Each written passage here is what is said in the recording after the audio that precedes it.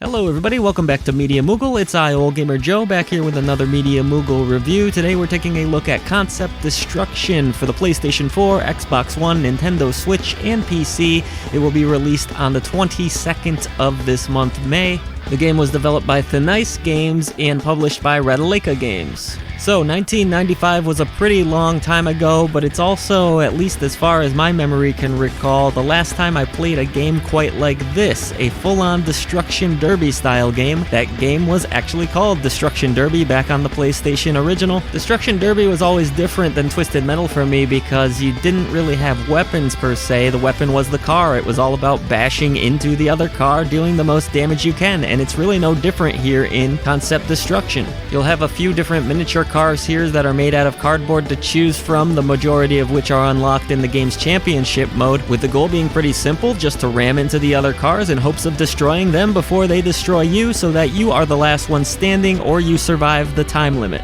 There are no weapons outside of using your own car, there's no power-ups, there's no gimmicky type stuff here, you just ram into cars, that is the goal. Hitting the side of the car seems to be more effective, or finding the location where that car's battery is and hitting that will also cause massive destruction.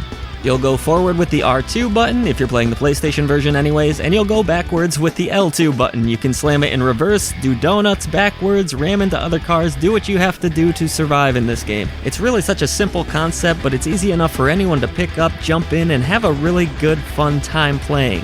That championship mode, which I mentioned earlier, really is probably the heart of the game, I would say, where you will unlock all of the different cardboard cars. There's not a ton of content in this game, which is probably the biggest disappointment of it. But this mode will take you through all of the different levels. They do have some secret doors in different areas that can be discovered as well. Outside of that, it's all about just trying to survive and collect the most money so that you can unlock the rest of the cars. Once you've completed the championship mode, there are a few other modes of play available in this game, including a survival mode in which every single car is gunning specifically for you. These are really fun, but also completely chaotic and almost nonsensical at times. And then there's a tourist mode, which is basically a way to practice the game without having to worry about dying. Luckily, however, because the game is pretty short on content, there is at least a multiplayer mode that you can delve into with a friend, and this includes split screen. There was no online play, which I personally think they should add to this game because it could definitely strengthen its longevity, and it's a little disappointing, at least on the PlayStation 4 version I was playing on a Pro, that the frame rate gets cut in half when you do play in the multiplayer split screen. That's a bit of a shame considering that by no means is this game a graphical powerhouse. I wasn't a huge fan of the overall aesthetic of this game. It's probably the weakest element of it in my opinion. Everything in this game has the look of cardboard to it. Some people might like it, some people might hate it. I'm kind of somewhere in between on it. Wasn't a huge fan, but didn't absolutely hate it either.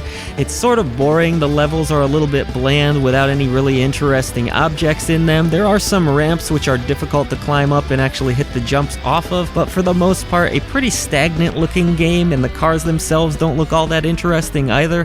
As for how I felt about the soundtrack in this game, well, I guess it will really depend on your tolerance for heavy metal music. I don't mind it myself. There's some good heavy licks here that I enjoyed. Lots of blazing leads, double bass on the drums, that kind of thing. So if you're into that style of music, it's totally going to be firing on all cylinders for you. But if you don't like metal music, then you're going to be stuck with a soundtrack that you're not going to be crazy about.